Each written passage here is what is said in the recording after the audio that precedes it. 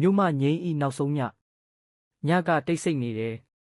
ရန်ကုန်မြို့ရဲ့လေဟာနယ်ထဲမှာတချို့လူတွေအိပ်ပျော်နေချိန်တယောက်တော့လူကြီးတယောက်ကတော့ပီယာနိုရှိမှတိတ်တိတ်လေးထိုင်နေခဲ့တယ်သူကမြို့မငိမ့်သူ့လက်ချောင်းတွေကတိတ်ဆိတ်နေတဲ့ keyboard ပေါ်ကိုဖြည်းဖြည်းလေးထိလိုက်တယ်အတန်တချို့ထွက်လာတယ်ဒါပေမဲ့အဲ့ဒီညကအတန်တွေဟာပျော်ရွှင်မှုအတွက်မဟုတ်တော့ဘူးနှုတ်ဆက်တန်လိုပဲဂီတဆိုတာလူတယောက်တည်သွားပြီးနောက်မှာတော့အသက်ရှင်နေမဲ့အရာလို့သူတခါကပြောဖူးတယ်ဒါပေမဲ့ဘယ်သူမှမသိခဲ့တာကသူ့ကိုယ်သူနှုတ်ဆက်နေတဲ့ညာဖြစ်နေမယ်ဆိုတာပဲ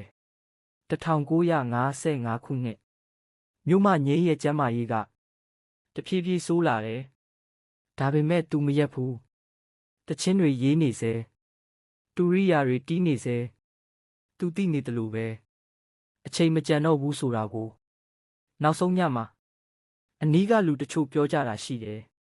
သူဟာတိတ်တိတ်လေးပြုံးနေခဲ့တယ်တဲ့ကြောက်ရွံ့မှုမရှိဘူးဝမ်းနည်းမှုလည်းမရှိဘူးဂီတသမားတယောက်ရဲ့နောက်ဆုံး curtain call လိုမျိုးငြိမ်သက်စွာနဲ့ပဲ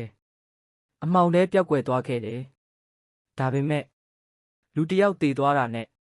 သူ့အတန်ပါပျောက်သွားတာမဟုတ်ဘူးဒီနေ့ထိတချို့နေရာတွေမှာမြို့မငိမ့်ရဲ့တချင်းတန်တွေကြားနေရတော့မယ်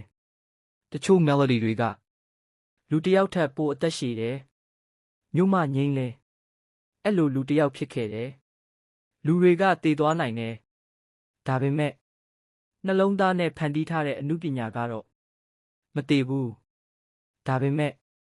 သူ့ဘဝနောက်ဆုံးပိုင်းကိုတော့လူအများမသိကြဘူး1950ကျော်နှစ်များမှာနိုင်ငံရေးအခြေအနေလူမှုဖိအားတွေစိတ်ပင်ပန်းမှုတွေကြားမှာသူကတဖြည်းဖြည်းငြိမ်သက်လာတယ်လို့အနီးကလူတချို့ပြောကြတယ်နောက်ပိုင်းမှာတော့သူ suicide လုပ်သွားတာဆိုတဲ့ကောလာဟလတွေပြန့်နှံ့လာခဲ့တယ်ဒါပေမဲ့အဲ့ဒီအကြောင်းကိုတရားဝင်သမိုင်းစာအုပ်တွေယုံကြည်ရတဲ့မှတ်တမ်းတွေကအတိမပြုခဲ့ဘူးတချို့ကတော့ကျမ်းမာရေးကြောင့်လို့ပြောတယ်တချို့ကစိတ်ဖိစီးမှုတွေများလွန်ခဲ့တယ်လို့ပြောတယ်ဒါပေမဲ့တကယ်အမှန်တရားကိုတော့မြို့မငိမ့်ကိုယ်တိုင်ပဲသိသွားခဲ့တယ်သူတည်ဆုံးသွားတဲ့နောက်မှာသတင်းတွေထက်သူချန်ခဲ့တဲ့ melody တွေကပိုကြံခဲ့တယ်တချို့လူတွေကတည်ဆုံးပုံကိုစိတ်ဝင်စားကြတယ်ဒါပေမဲ့တချို့အမှုပညာရှင်တွေမှာတော့